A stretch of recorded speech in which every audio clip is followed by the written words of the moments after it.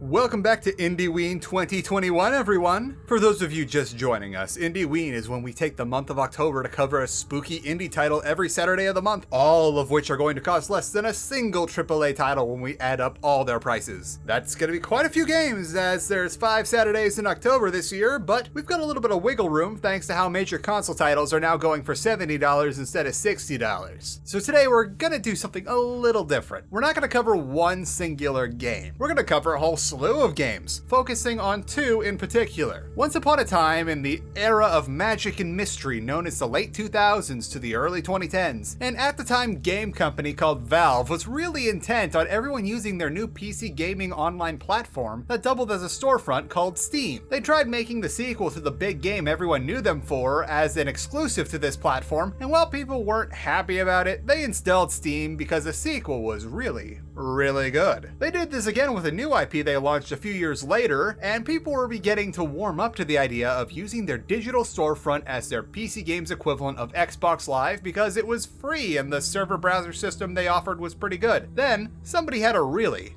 good idea. Someone at Valve thought, hey, we have this storefront we want people to spend more time on so they'll spend more money on it. We also have this engine that's really easy to modify into near standalone games and a server browser system that people use to play multiplayer games on. What if we allowed people to use that server system to let people play their source mods together, and then we allowed their mods to be featured as standalone games on our storefront so that people will spend more time on our storefront looking for cool free games? And this is how the multiplayer source mod gold rush began. So these games were all from the range of like 2007 to maybe 2015 at the latest, but all eventually fizzled out towards the latter half of the 2010 as freemium games and mobile games became a thing. But what if I told you that some of the more prominent Source multiplayer games were still online, and they even had servers full of people to play with? Today we're going to go down to the old servers of Zombie Panic Source and no more room in hell to get us some spookies for absolutely free. First up, we've got Zombie Panic Source. Zombie Panic has been going around since 2007, and it's still got a few active servers to this day. That's nearly 15 years of free multiplayer gaming. Zombie Panic is a fairly straightforward game. You got 2 teams, the zombies and the survivors. If no one opts in to join the zombies at the beginning of the round, someone is picked at random, but there's usually a few psychopaths in each server that willingly join the zombie team, and you should probably not get too close to those monsters IRL. The first zombie will always be a special variant called Whitey, who until a few years ago had his bio describe his occupation as quote-unquote big pimpin', and he had a very high rate of player infection. That's right, you don't just turn into a zombie if you get killed. Every time you take damage from a zombie as a survivor, there's a chance you're going to get infected and eventually turn into a zombie. Normal zombies have a pretty low chance of infecting you based on whatever the server admin feels the rate should be, but Whitey, the first zombie, is essentially a coin flip if you're infected or not every time it hits you. Survivors have no way of knowing for sure they're infected right out of the gate, but as the clock starts ticking, you're gonna notice the telltale signs. Zombies can see who's infected, but you won't know till you start making growling noises and maybe your screen shakes a little. You can take some pills if you can find them to reset the clock on your infection rate and hopefully make it to the end of the survival timer, but unless the server has special modifiers on it, you're not gonna get better. On the survivor side of gameplay mechanics, you got your usual suite of weapons. You start with a 10-shot pistol and a melee weapon, and you can get your hands on a whole slew of shotguns, high-powered revolvers, better melee weapons, SMGs, and automatic rifles. Also, as a side note here, something that's always has amused me when I was playing the game is if you equip a keyboard as a melee weapon, every time you hit someone, it'll post a random string of letters in chat as if you were actually smacking the Zambonis with your keyboard. On top of the weapons, you'll have a first aid kit, the previously mentioned pills, Kevlar for some reason that'll just count as all-encompassing armor, and boards. Boards are very important because while they only have between 120 to 300 hit points depending on the server, and they can also be instantly destroyed if somebody jumps on top of them or accidentally steps on them, they make it effectively impossible to open a door from the outside, as the force of the door colliding against the boards doesn't count as damage to the boards, and doors in Zombie Panic Source have an absurdly high amount of hit points. Zombies will knock them down eventually, but a couple well-placed boards can buy you a whole lot of time. What buys you even more time than boarding up the doors? Barricades with indestructible items such as vending machines and couches. By holstering your weapon weapons and using the shove key, you can strategically jam all manner of things into a doorway or a stairwell, which make it a real pain for the zombies to come and get you, as they're essentially sitting ducks while they try to use their own push button to get that vending machine unwedged from a stairwell. The final core mechanics for survivors is weight and how much they are carrying. You can only carry a certain amount of items. I believe by default it's about 30 pounds worth of stuff, which is healing items and boards included. And the closer you are to your limit, the slower you move. If you haven't guessed it yet, moving slow is very bad when the Zamboonies are about to resurface your brains. You do have the namesake panic button that will make you drop all your items and give you a little speed boost if you're in a real jam, but if you're at that point, you're probably already boned. So there are two types of maps in Zombie Panic, ZPS and ZPO. Most, if not all the things I just talked about are present in both modes, but the mode is going to dictate how much of each you do. Let's talk about ZPS first, which is short for Zombie Panic Survival. In ZPS mode, it's a straightforward holdout scenario where you gotta make it for about 15 minutes or so depending on the map and the server rules. You'll usually be dropped into an area that's a fortifiable position, but some are much better provisioned than others, so you're gonna have to make the call if you want to try and skedaddle real fast into a nicer house and cross your fingers that whoever spawned in there is willing to let you in. There's a few staples of these modes, like the one with 4 houses out in the backwoods called Cabin Outbreak, or Lake of Legends, and it's like a million variants. Then we've got ZPO, or Zombie Panic Objective. In these maps, there'll be a series of tasks you gotta do in order for the survivors to win rather than just holding out. These are things like find the keys, get the samples, or survive for 2 minutes while a timed lock on a door opens. The one I remember playing of these the most is the ZPO Biotech map, which was a really big and a cool, expansive map, but no one ever got to the end because too many people rolled in thinking that this was Left 4 Dead and ended up getting clowned on after they realized that ammo in this game is limited. And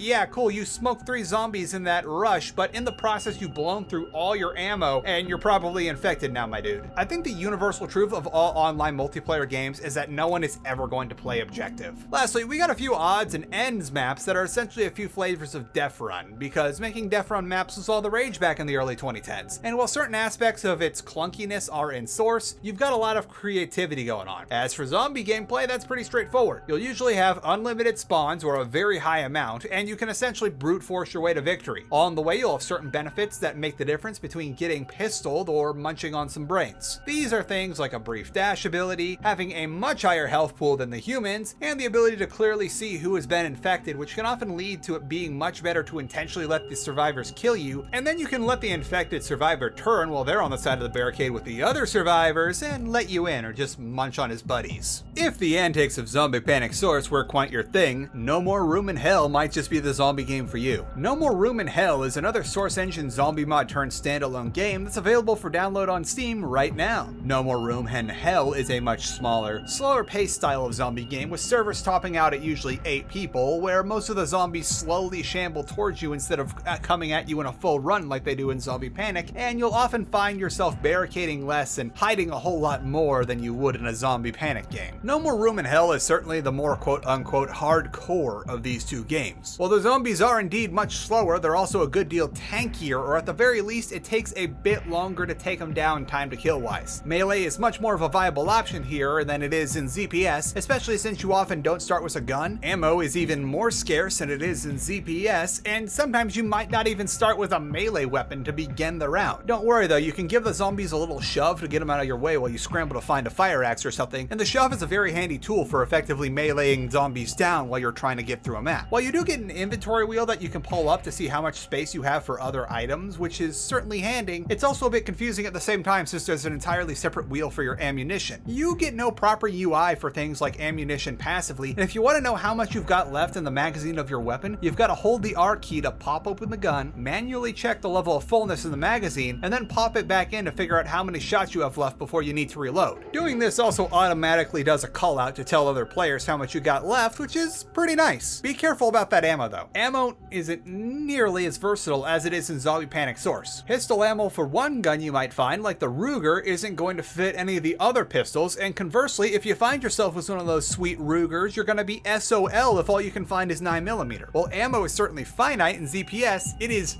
rare in No More Room in Hell, and also it doesn't help that I guess the models for the ammunition have not aged well, and it's very hard to tell unless you already know what each ammo is, like what you're getting when you pick up a box. So if you start out, there's going to be a fair bit of trial and error and realizing, oh, I just picked up a bunch of ammo that's essentially useless for the weapons I'm carrying, and now it's slowing me down. Bummer. No More Room in Hell follows the same two major modes as Zombie Panic Source, with survival and objective maps. No More Room in Hell is focused more on the latter, with tighter, more focused maps, where rather than look around a large area for something, survivors will often be confined to like maybe one or two largest buildings that are nowhere near the size of, say, ZPO Biotech. The previous things we talked about make accomplishing objectives a whole lot harder than they are in Zombie Panic Source. You can very easily find you and your buds overran by zombies just trying to push to the next major area of an objective map and end up having to start over real quick if you aren't prepared for what you're doing. While No More Room in Hell's gameplay is certainly the more engaging and visceral of the two due to the fact that it's not so default sourcey, there is one thing that Zombie Panic Source beats out No More Room in Hell on that can be a deciding factor for some. You can't play as the zombies in No More Room in Hell. That seems like a non-issue at first until you think about how actual humans playing as the zombies make them that much more of a challenge, and how if you die as a survivor early on during a round, you're just gonna be sitting there in spectate mode for anywhere between 5 to 30 minutes. Sure, when you absolutely have to get from A to B and a horde of respawning shamblers is a huge threat in objective mode. However, when your only goal is to survive a round and you can just easily camp in a defensible area like the control points, the slow, dumb AI zombies make the game dull and much too easy.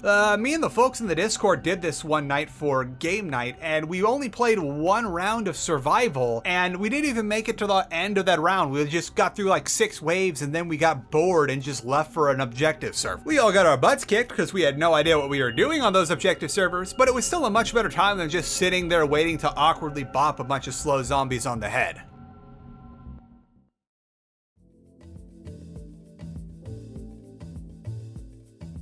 You know, I think it's about time for another cooking segment, folks. Today, in order to show some love to our vegetarian friends among us, we're gonna do some Spanish rice or Mexican rice, whatever you wanna call it, because it's really tasty and a lot easier to do than most folks think it is. Doesn't that use chicken broth, you say? Well, yeah, but you can easily get away with just using water and a bit of salt to make up for it, and it turns out just fine. So the first thing you're gonna wanna do is get all your ingredients set up and set aside. Your rice, the water you'll need to cook the rice minus a certain amount for the secret ingredient, the spices, any veggies you might wanna add, some high heat oil like grapeseed or corn oil for the toasting process, and once everything's portioned out within arm's reach, you're gonna wanna finely chop your veggies that you've got. I'm just using a small onion here. Then set them aside so that when the time comes, you can just dump them in and not have to worry about overcooking. Now we gotta toast the rice. If you haven't done this before, it's as easy as pouring a little bit more oil into the saucepan than you think you might actually need, setting the burner to high heat, and then dumping in your uncooked rice. Stir it frequently, but also give it a minute or two every now and again to let the rice actually like toast up. Do yourself a favor and get a small ramekin or bowl filled with the rice you're using but not planning on cooking, and use that as a visual point of reference to tell how toasted your rice is. Toasting the rice is a bit of a gradual process, and if you're new to it, it's very easy to accidentally over or even under toast the rice. Okay, rice is toasted and ready to go. Don't even bother taking the rice out, just dump everything else in. The order I like to go in is veggies, water, salt and spices, stir it, secret ingredient. Now the spices we're using here are the quartet of the usual spices you get down from Mexico and frequently see in Mexican cuisine: chili powder, cumin, paprika, oregano. Don't be stingy here as you've got a whole lot of rice to season. Lastly, it's time to tell you that secret ingredient. It's marinara sauce. I know this sounds gringo as all hell, but I've tried all manner of tomato products in the name of getting that tomatoey flavor evenly spread out through the rice, and somehow a basic marinara sauce is the best based on its consistency, and how the more simple marinara sauces, say that only have basil or oregano in them, are things that already have seasonings that are going into the rice or will be inoffensive. You're gonna want to replace about a third of the water you'd normally use for the rice with marinara sauce, and maybe add a little bit of more water later on for just the right ratio. Do yourself a favor and make sure you are using the most bare bones marinara that doesn't have any cheese or meat-based flavoring agents, as we've already seasoned our rice, and also like the cheese residue from the sauce is not going to go well with Spanish rice. You'll notice as you're adding liquids in that you don't have to wait for anything to boil because the pan was already pretty hot as you were toasting the rice. So As soon as the liquid is all mixed together, it'll probably be bubbling, so lower that heat real low and then cover the saucepan. Since you've got a lot more stuff in here than just the usual rice and water, it's gonna take considerably longer for this to cook. Around 30 to 40 minutes depending on how crazy you decide to get with those veggies. And I gotta be honest here,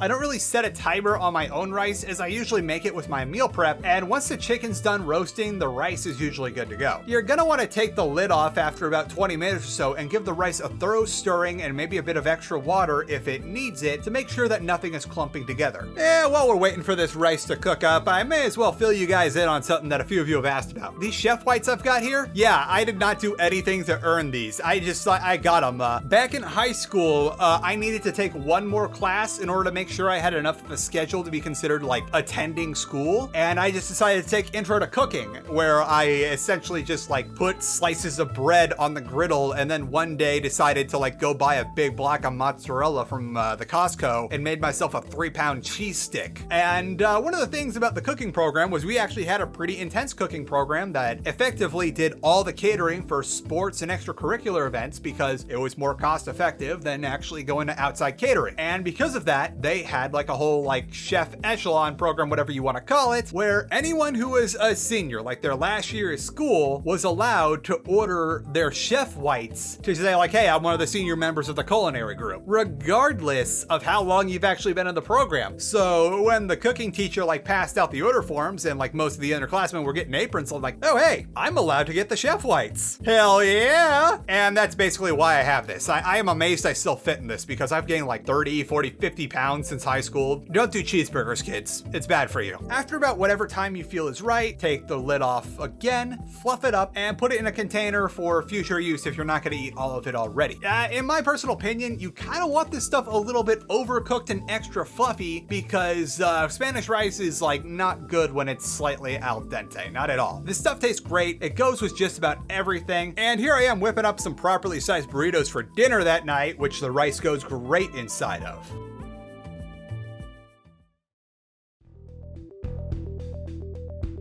So what if I told you that there were even more than these 2 free source games floating around these days? Yep, there's a whole slew of them out there and they're available for download right now. You just gotta look for them. Unfortunately, the one I played the most in my youth and remember the most fondly is no longer available on Steam. Once upon a time, there was a source mod called Zombie Master, which functioned very much like most of these zombie games save for one key difference. One person would be deemed the Zombie Master every round, switch to an isometric perspective, and they'd be able to control all the spawns of zombies, all the traps, and every set piece effect on the map to try and make a sort of like dungeon master like experience for the survivors. This was a ton of fun and there was a nutty amount of custom maps like Red Queen, Tetris, Noodle, a progenitor to the Death Run maps that had their huge run on Gary's mod a few years later. And Zombie Master unfortunately fizzled out over the years, and now all we have are those old Crackbone videos, which I gotta be honest, some of those haven't aged too well. But a few years later we got Zombie Master 2, which released in 2013 and then fizzled out again because it didn't get through Steam Greenlight. But now we've got Zombie Master Reborn. ZMR is a new iteration of Zombie Master, and while it isn't on Steam, they are on ModDB, and there's an active Discord I'll link in the description if you want to check it out. They try to organize play sessions so that you'll be able to get the full effect of Zombie Master in its prime, so it's good to keep tabs on the place. Then, in more on-topic news, No More Room in Hell 2 is something that's in development right now, but unfortunately, there's no playable build, and due to an ironic turn of events where their PR guy had to leave the project, updates are pretty sparse, but they're still coming out at least somewhat regularly, with the last one being in June of this year. What we've seen in the game so far looks pretty good, and potentially something I'd like to play and have a whole lot of fun with, but there's no way of knowing for sure until we get our hands on the game, or at the very least, a public and playable build. There are some cases of alpha testing going around, but I think that's a very private and exclusive thing. This one doesn't even have a date on it, or even a rough estimate of when it's going to be out, so if you're into No More Room in Hell, I'd write this one off as a sit tight and wait. Finally, while not a spooky game in the slightest, I can't talk about free standalone source mods without talking about Fistful of Frags. FOF is a multiplayer deathmatch game set in the yeehaw times, which is extremely jank in the best way possible. Weapons are wildly inaccurate. You need to physically equip your arms and legs in the loadout menu if you want to use them for things like throwing or kicking dudes across the map, and your kill streak means nothing if you can't control the choo-choo train. FOF has been a staple of our weekly game nights on the Discord for a while now, and if you want to come down around, we'll all violently yeehaw together every Saturday while we ponder why on earth do dynamite barrels hurt more when you throw them at people than when they explode at people. So out of everything we've talked about here today, and the two that we covered the most in this video, my personal recommendation if you want some spooky free multiplayer is Zombie Panic Source. While No More Room in Hell can be much more engaging with its mechanics, having the ability to play as the zombies really spices up things by taking advantage of source jank, and it makes ZPS an overall better time. Outside of spookies though, I cannot recommend Fistful of Frags enough. Come join us every Saturday on the Discord. As of this video, the running total of indieween remains unchanged. Depending on what you chose to purchase, you can be somewhere between $25 or no money at all. Wait, hold up. Everyone, the developer for World of Horror is back, and he's showing new stuff on his Twitter. He's back, everyone. World of Horror is now a definitely buy. And now with this updated total, we're looking at a price range for all the titles indieween has to offer so far at somewhere between $14.99 and $24.98, depending on if you want to spring for the HD renovation of Spooky's Jump Scare Mansion. Next week, we'll cover something that actually costs money just to move the marker a bit as we get closer to the final Spooky Saturday of October. And that's gonna be it for today. If you really like what I'm doing here, I do run a Patreon where for your pledge you can get early access to videos, access to the Q&A, and all sorts of other perks, but it's cool if you can't or won't. We all got our things. I hope to see you all next week where we'll have a little nightmare of our own, and in the meantime, please stay safe. Wear easy to see clothing if you're going out at night, wash your hands and wear your mask in indoor public spaces in accordance with CDC guidelines, and enjoy this cat video. Long boy on the premises making noise. Oh no, we are concealing the long because Daddy is filming. Understandable. You're looking luxurious today. May I offer you a scritch? This is what we do every time.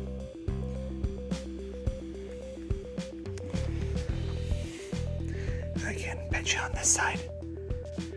Then I can pet you on this side. Then I can pet you on this side. Darn, that didn't work how I wanted to. I was trying to get you to exercise a bit.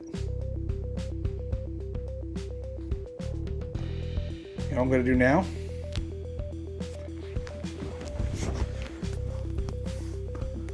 I'm the long boy. Enjoy your box. Fucking tornado's coming. I can feel it. Oh my god, it's right there! Get in! Tornado! Oh no! Ow, I just broke my fucking leg. Go, go, go, go, go, go, go. Oh no! No! No!